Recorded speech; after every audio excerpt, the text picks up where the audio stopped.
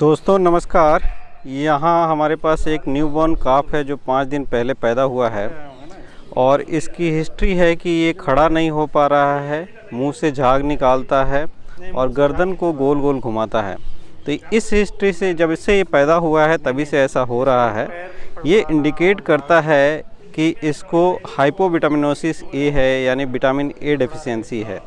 जब vitamin A deficiency होगा तो उसमें ब्रेन इडिमा होता है और ब्रेन इडिमा के चलते, कंप्रेशन के चलते सीजर्स आते हैं। तो जब सीजर एपिसोड आएगा उस समय चारों पैरों को कुछ समय के लिए साइकिल की तरह चलाता है और साथ ही साथ मुंह से झाग भी निकलता है और यूरिन निकलता है और उसकी गोबर निकल जाती है और फिर उसके बाद वो रिलैक्स हो जाता है। गर्दन भी गोल गोल घुमाने के पीछे रीज़न यही है कि ब्रेन इडिमा रहेगा तो इंट्राक्रैनियल प्रेशर बढ़ने के चलते अपने गर्दन को वो घुमाता है। तो ये अगर ऑनर हिस्ट्री इस तरह का देता है तो हम लोग पूछते हैं, फिर उसके बाद उसका एग्जामिनेशन करते हैं। अगर आप सस्पेक्ट कर रहे हैं हाइपोविटामिनोसिस ए के लिए तो आप यहाँ देख पा रहे हैं कि PLR देखा जा रहा है, यानी कि उसकी आई के ऊपर जब लाइट डालते हैं तो प्यूपिल में बिल्कुल कंस्ट्रिक्शन नहीं होता है, यानी कि जो कॉर्निया है वो रिस्पॉन्ड लाइट को नहीं कर रही है। अगर कॉर्निया रिस्पॉन्ड लाइट को नहीं कर रही है तो इंडिकेट करता है कि उसकी रेटिना जो है वो पूरी तरह से फॉर्म नहीं हुई है और उसमें विटामिन ए डेफिशिएंसी है।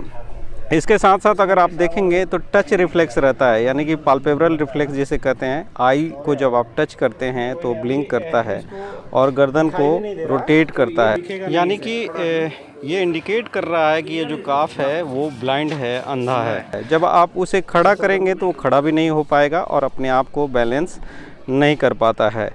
तो ये सारे साइन अपने आप में इंडिकेट करते हैं कि हाइपोविटामिनोसिस ये है। इसमें होने के पीछे रीज़न ये है कि उसकी माँ को हरा चारा नहीं मिला होगा साथ ही साथ उसे जो वाटर है वहाँ पे भी थोड़ा सा प्रॉब्लम हो सकता है। अगर हाई नाइट्रेट कंटेंट है वाटर में तो उस समय जो बच्चे पैदा होते हैं वो अंधे पैदा होते हैं। फिर जैसे आप यहाँ पे देख पा रहे हैं, सपोर्ट के साथ खड़ा करना चाह रहे हैं लेकिन गर्दन को एक साइड में वो झुका ले रहा है। तो ये टोटल इंडिकेट करता है कि इसे हाइपोविटामिनोसिस ए है। तो फिर इसका क्या करना है, हमें इलाज करना है और इलाज के लिए बेसिक जो टारगेट है यानी कि विटामिन ए है, क्योंकि उसकी डेफिशिएंसी से ही प्रॉब्लम है। तो आपको विटामिन ए सप्लीमेंटेशन करना होगा और विटामिन ए की प्रिपरेशन है उनका इस्तेमाल करना होगा। तो विटामिन ए का जो डोज रेट है 440 यूनिट पर केजी बॉडी वेट के हिसाब से होता है। इसको लगभग डबल डोज में आपको ओरल देना होगा। तो जो च्यूएबल टैबलेट्स आते हैं ओरल फॉर्म में जो 50,000 यूनिट के होते हैं, या जो जेली में कैप्सूल्स आते हैं 25,000 यूनिट के होते हैं, तो उनको आप दे सकते हैं। और ये एक्वस होते हैं, इसलिए ये ब्लड ब्रेन बैरियर को पास करते हैं। जो इंजेक्टेबल फॉर्म में विटामिन ए का प्रिपरेशन मार्केट में अवेलेबल है वो फैट सोल्यूबल होता है और वो जल्दी से इफ़ेक्टिव नहीं होता है। तो इनका भी आप इस्तेमाल कर सकते हैं, लेकिन जो इमीडिएट इफ़ेक्ट है वो नहीं मिलेगा। तो आपने यहाँ पे विटामिन ए दे दिया। इसके बाद आपको क्या करना होगा, जो न्यूरोलॉजिकल सिम्टम्स हैं ये मेनली ब्रेन इडिमा के चलते हो रहे हैं। तो अगर ब्रेन इडिमा को आपको राइड ऑफ करना होगा ताकि वो न्यूरोलॉजिकल सिम्टम्स हैं वो जल्दी से नॉर्मलाइज हो जाए, तो उसके लिए आप मैनिटॉल 20% या आजकल ग्लिसरीन के साथ मैनिटॉल 10% आता है, उसका infusion intravenously slow 1 to 2 ml पर केजी बॉडी वेट के हिसाब से 1 से 2 दिन तक कर सकते हैं। तो ये स्लो होना चाहिए, तभी जाके मैनिटॉल का इफ़ेक्ट आता है।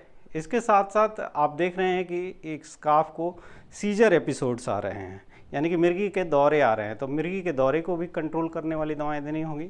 जैसे फेनोबार्बिटोन आता है, इसका 1 to 2 mg पर केजी वेट के हिसाब से लगातार 5 दिन तक सुबह शाम देना होगा। उसके बाद अगले 3 दिन तक आपको दिन में 1 बार देना चाहिए, फिर उसके अगले 3 दिन तक 1 दिन छोड़ कर देना होता है। तो ये टैपर करके दिया जाता है। तो इसका जब इस्तेमाल करेंगे तो मिर्गी के दौरे नहीं आएंगे और उससे कंट्रोल हो जाएगा। साथ ही साथ आप चाहें तो न्यूरोटॉनिक भी ऐड कर सकते हैं, जैसे थियामिन का जो प्रिपरेशन है होता है वो 4 से 5 दिनों के लिए आप काफ को लगा सकते हैं। यहाँ पर आपको कोई एंटीबायोटिक या कोई अदर मेडिसिन यूज़ करने की ज़रूरत नहीं है। तो इतना सब करके आप हाइपोविटामिनोसिस से सफ़र कर रहे काफ को ट्रीट कर सकते हैं और उसे देख कर डायग्नोस भी कर सकते हैं। तो मेरे साथ बने रहने के लिए बहुत बहुत धन्यवाद। अगर आपने सब्सक्राइब मेरे चैनल को नहीं किया है तो जल्दी से सब्सक्राइब किए। थैंक यू, नमस्कार।